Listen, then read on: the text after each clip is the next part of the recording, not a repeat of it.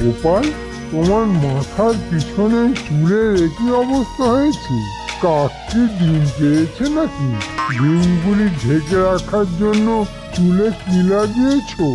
অশ্বডিম্বের তেল? না, আসলে গিন্নি রোজই বলে আমার মাথা থেকে বুদ্ধিগুলি বেরিয়ে নাকি চুলের পাশে ঝুলছে, তাই একটু আঠা দিয়ে আটকে রেখেছি মন্ত্রী মশাই। চমৎকার বুদ্ধি বার করেছো তো। তা যে বুদ্ধি দিয়ে তুমি আঠা দিয়ে মাথায় বুদ্ধি লাগিয়ে রাখো, সেই বুদ্ধিটা তখন কোথায় ছিল? সেই বুদ্ধিগুলো আমি হাতেই রাখি, তাও আঠা দিয়ে আটকে। দেখুন দেখুন, আমার হাতটা কেমন চটচট করছে। গোপালের এই বুদ্ধি আঠা দিয়ে আটকে দেওয়াটা দেখে কি এটাই প্রমাণিত হলো যে গোপালের এককালে বুদ্ধি ছিল? মন্ত্রী, বুদ্ধিমানদের বুদ্ধি আঠা দিয়ে আটকে রাখতে হয়, ঠিক সময় মতো তা প্রকাশিত হয়। মহারাজ, যার ল্যাজ আছে সে কিছুতেই ল্যাজ লুকোতে পারবে না, আর যার ল্যাজ নেই সে আমরণ চেষ্টা করেও তার ল্যাজ বার করতে পারবে না মহারাজ। মহারাজ, গোপালের অর্ধেক কথার মানে আমি বুঝতে পারি না। আপনি আমায় বলুন না, এইমাত্র গোপাল যা বলল তাতে কি আমাকে অপমান করা হলো? আরে বাবা না, গোপাল সবসময় তোমাকে অপমান করে না, মাঝে মাঝে করে। না, ল্যাজ নিয়ে কি একটা কথা বলছিল। সেটা কার ল্যাজ মহারাজ?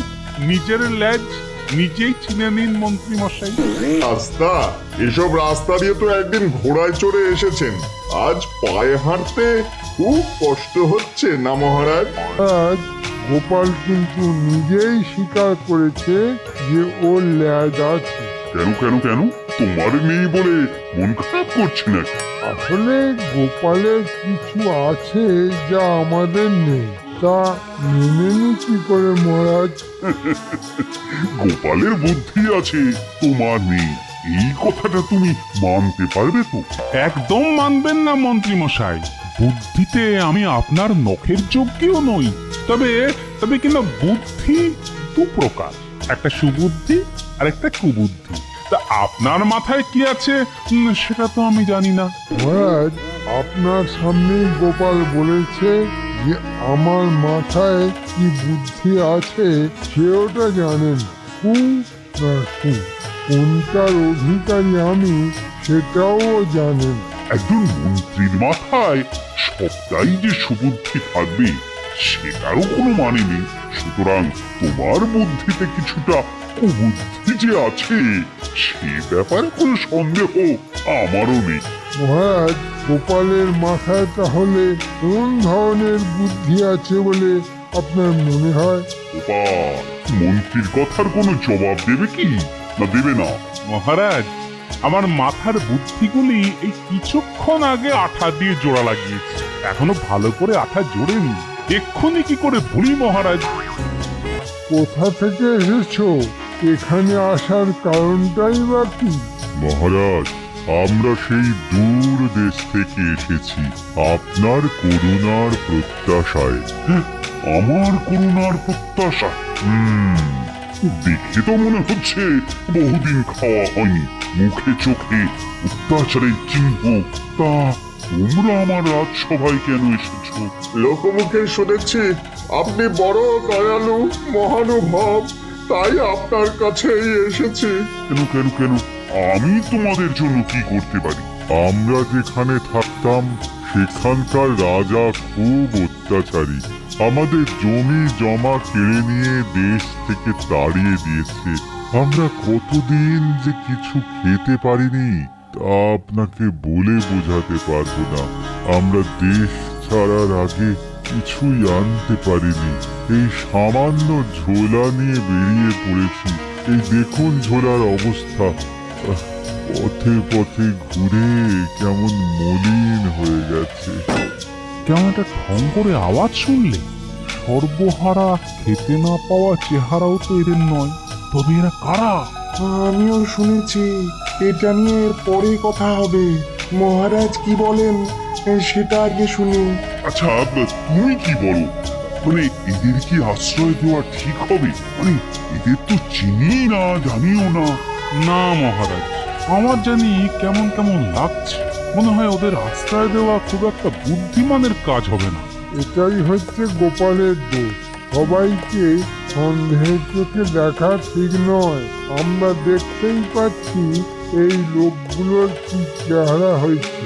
এদের দেখে গোপালের মনে কি একটুও মায়া মমতা হচ্ছে না? বিজ্ঞানী, তুমি কি বল? এদের অতিথিশালায় থাকতে দেওয়া উচিত নাকি উচিত নয়?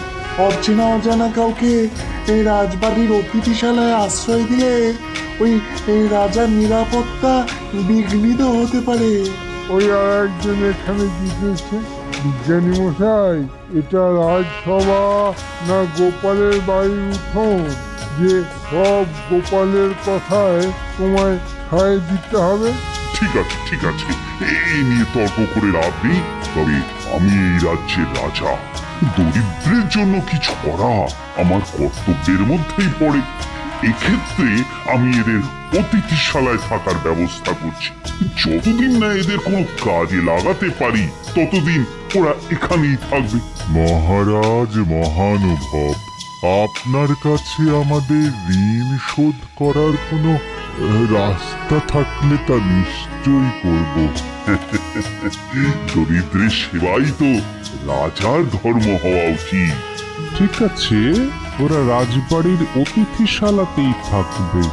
নজর রাখার কাজে সুবিধে হবে। মহারাজ, এটাই সময়। প্রহরীরা সব ঘুমিয়ে পড়েছে।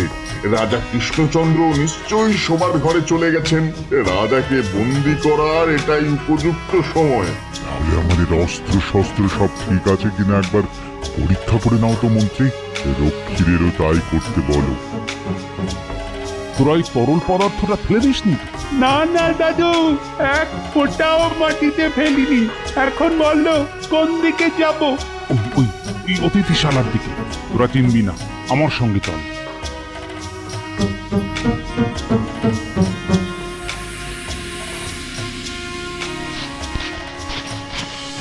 আরে মন্ত্রী, এত দেরি করছো কেন? তুমি সব কাজই বড্ড ধীরে ধীরে করো। অস্ত্র পরীক্ষা করতে এতক্ষণ লাগে? তোমার জায়গায় সেনাপতিকে আনলে ভালো হতো। তাহলে ঠিকই আন্দাজ করেছিলাম। এরা কারা তা বুঝতে পারছি না ঠিকই, কিন্তু ওষুধ পড়লে ঠিক চিনতে পারবো। শোন গুলটে ন্যাপলা, যেই এরা বেরোবে তোরা বালতির তরলটা ওদের মাথায় ঢেলে দিবি। দাদু, আপনার সঙ্গে একটা কথা ছিল, যদি অনুমতি দেন তো বলতে পারি। আগে বলো দেখি, তোমার নামটা কি? আগে আমার নামও গোপাল। আরে বলো কি, তুমিও গোপাল আমিও গোপাল? তা বলে ফেলো তোমার সমস্যাটা কি? আসলে আসলে আমি না একটা মেয়েকে খুব ভালোবাসি, সেও আমাকে। আমরা আমরা বিয়ে করতে চাইছি, কিন্তু মেয়েটির বাবা আমার নাম শুনে এতটাই ক্ষেপে গেছে যে মেয়েটাকে নজরবন্দি করে রেখেছে। কি, আমার নাম শুনে খেপে গেছে? তাহলে তো নাকটা গলাতেই হচ্ছে। তা মেয়েটির বাবার নাম কি? আগে আগে তিনি জমিদার আদিত্যনাথ, মহারাজের অধীনে এক তালুকের মালিক। কিন্তু যেহেতু আমি বংশে তাদের চাইতে ছোট জাতের, তাই আমার সঙ্গে তিনি মেয়ে মায়ার বিয়ে দেবেন না। আপনি যদি কিছু একটা করেন তাহলে আমরা দুটিতে ঘর বাঁধতে পারি। বুঝলাম। দেখো, আদিত্যনাথের সঙ্গে আমার ভাব ভালোবাসা অনেক দিন। মহারাজের কাছের লোক বলে আমাকে একটু ঐলমর্দন করে আর কি। তার দুটো কারণ আছে। প্রথম কারণ, তুমি বললে যে গোপাল নামটা শুনেই নাকি উনি খেপে গেছে। দ্বিতীয় কারণ, জোর করে কাউকে বিয়ে দেওয়া অন্যায়। আমি যা বলার সবই বলে দিলাম আপনাকে। আশা করি আপনার সাহায্য পাবো। হ্যাঁ, তাই পাবে, তুমি ভয় পেও না। আরে আমি তো আছি।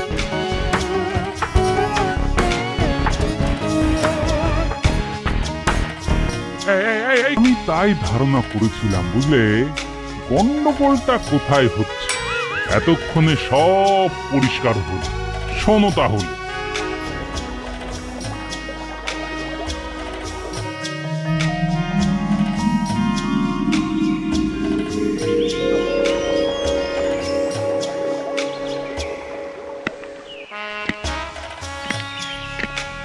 আরে গোপাল গোপাল এসো এসো এসো, আমি কিন্তু তোমার উপর খুব রাগ করে আছি। কেন বলো তো? আমি তো ঠিক বুঝতে পারছি না। আমি তোমাকে কতদিন ধরে বলে আসছি যে নয়াপাড়ার 100 বিঘের জমিটা আমার তালুকের আওতায় আনো। তো তুমি বলেছিলে মহারাজকে বলে চাষ করবে, কিন্তু ভাই এখনো কোনো খবর তো পেলাম না। ও হ্যাঁ হ্যাঁ, সেই জমিটা তো। আসলে এটা তো সামান্য একটা ব্যাপার যে মহারাজকে বলতেই ভুলে যাচ্ছিল। আর তুমি চিন্তা করো না, এটার ব্যবস্থা আমি করে দেবো। আরে সেটা জানি, তাও বললাম আরে তোমার আমার সম্পর্ক কি একদিনের? হ্যাঁ, তা সেই সম্পর্কটাই যাতে চিরদিনের হয় তার জন্যই তোমার কাছে আসা, বুঝলে? মানে তোমার কথাটা তো ঠিক ভালো করে বুঝতে পারলাম না ভাই। কি বলতে চাইছো সেটা যদি একটু পরিষ্কার করে বলো তাহলে খুব ভালো হয়। মানেটা খুব পরিষ্কার। শুনলাম গোপাল নামের একটি ছেলে তোমার মেয়েকে বিয়ে করতে চাইছে, কিন্তু তুমি তাতে রাজি নও। তুমি ঠিকই শুনেছো, এটা কি সম্ভব? মহারাজের কৃপা এই জমিদারিটা পেয়েছি, তাই আমি জমিদার। সেই জমিদার বংশে এমন একটি পাত্রের হাতে কি করে মেয়েকে তুলে দিব তো? হ্যাঁ, তোমার সঙ্গে আমিও একমত। আসলে গোপাল নামটা শুনে ভাবলাম আমি বা বাদ যাই কেন, এখনো তো বিয়ের বয়স পেরিয়ে যায়নি।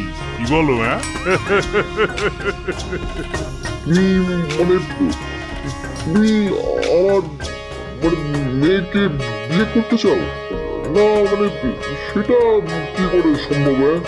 ঘরে তোমার বউ আছে, তাকে তো আর ঘর থেকে বের করে দিতে পারবে না ভাই। হ্যাঁ, আরে ও বড় মুখরা, যা খুশি তাই বলে রোজ আমায় অপমান করে। তা অনেক দিন ধরেই ভাবছি দেব মুখপুরীকে ঘরের বাইরে বার করো। ওকে নিয়ে তুমি চিন্তা করো না। হ্যাঁ, পাত্র হিসাবে গোপাল একটু বুড়ো, কিন্তু মহারাজের খাস লোক। গোপালের সঙ্গে মেয়ের বিয়ে হলে মহারাজের কাছ থেকে অনেক সুযোগ সুবিধা আদায় করা যাবে।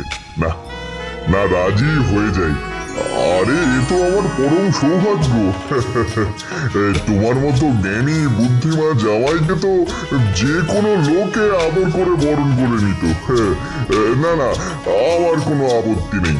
এবার তাহলে দিনক্ষণ ঠিক করা যাক। হ্যাঁ, তাহলে সেটার ব্যবস্থাই আগে করা যাক। আমি রাজসভার পণ্ডিতের সঙ্গে একটু আলাপ করে তোমায় জানাচ্ছি। হ্যাঁ, সেটাই ভালো। তুমি তাহলে কথা বলে নাও। হ্যাঁ, সেটাই বড় ভালো হবে।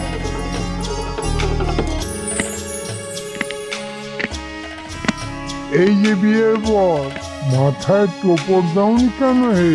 কাল তোমার বিয়ে, সবাই উলুধ্বনি দাও গো। নতুন বর বলে কথা, কেউ তীর্থন্য নিয়ে এসো। সে আপনি আমায় যা খুশি বলতে পারেন, আমার গায়ে কিচ্ছু লাগবে না। কেননা আমি জানি উপকার করার এর চাইতে বড় সুযোগ আর পাবো না। সুযোগ না, তুমি বুদ্ধিমানের মতোই সুযোগের সদ্ব্যবহার করেছে। এই তোমার মতো লোককেই মহারাজ মাথায় তুলে সবার মান একেবারে নিচে নামিয়ে দিয়েছে। হ্যাঁ, আপনার মতো মন্ত্রী না পেলে কি মহারাজ রাজ্য চালাতে পারতেন? আপনি মহৎ মন্ত্রী মশাই। এ বিষয়ে কোনো সন্দেহ নেই। তা বউটাকে কি জলে ডুবিয়ে মারলে নাকি? ঘরের বউ নিয়ে কথা বলাটা খুব কুরুচির পরিচায়ক মন্ত্রী মশাই। ঘরে বউ থাকতেও আর একটা বউ এনে ঘরে তোলাটা বুঝি খুব রুচির